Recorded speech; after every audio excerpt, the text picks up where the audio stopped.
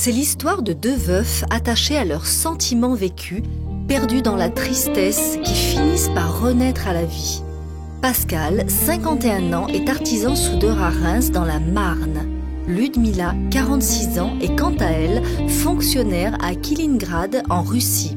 Après trop d'années perdues, leurs enfants respectifs les convainquent de refaire leur vie. C'est ainsi que tous deux s'inscrivent à Eurochallenge. À partir de cet instant, tout devient plus simple. Ils se rencontrent et c'est le coup de foudre. Ne pouvant plus se séparer, Ludmila et Pascal décident de vivre ensemble.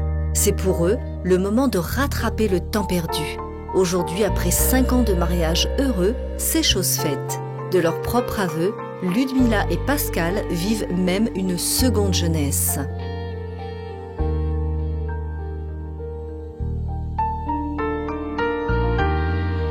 Nous sommes aujourd'hui le 1er mars, nous sommes à l'agence de Paris et nous avons le grand plaisir de recevoir Pascal et Ludmila qui sont là pour fêter leurs 5 ans de mariage.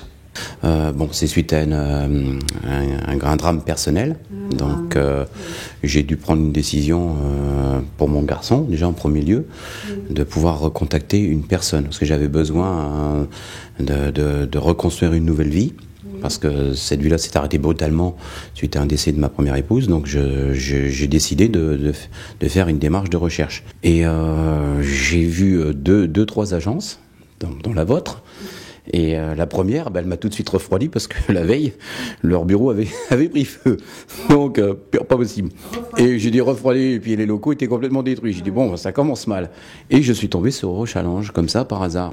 J'ai senti que j'étais devant quelque chose d'extrêmement sérieux. Donc, je me dis, quand même, c'est pignon sur rue, c'est quelque chose de très sérieux. D'abord, c'est ma fille qui se mariait quelques années avant. Grâce à nous? Non, c'était voyage touristique. Elle est passée au sud de France. C'était coup de foudre avec un Français. Et comme je suis venue pour mariage, comme j'ai vu les pays, c'était les pays qui commençaient à me tirer. Et c'est Charles qui me tirait. C'est mon garçon. Parce que dans la photo, c'est Pascal avec son fils. Avec son fils. Il était petit, il était tout mignon. Et comme j'ai vu un garçon qui a perdu sa maman, ça me fait mal au cœur. Donc j'ai pensé tout de suite que peut-être je peux être maman pour lui. Et tout doucement, on a fait les lettres, on se rencontrait avec Pascal. Donc ça passe bien. Et tous les jours, j'écrivais à Ludmila par Internet, elle était déjà équipée, parce que les Russes sont très en avance par rapport aux Français à l'époque.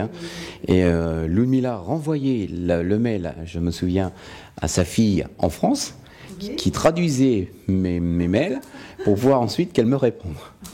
On s'est rencontrés, on avait décidé de se rencontrer en Pologne. Moi, j'avais jamais sorti en dehors de la Suisse et de l'Italie. Et puis, ça a été le début d'une semaine fantastique.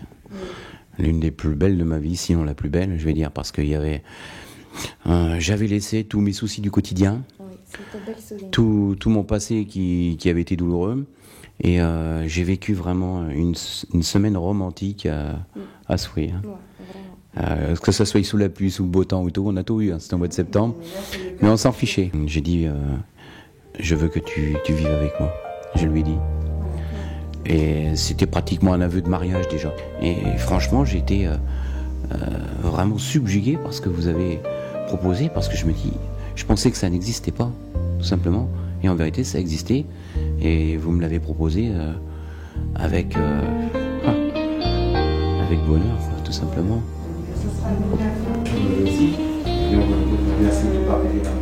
Donc ce bonheur de toujours. Ouais. Nos amours. Allez, nos amours. Nos amours de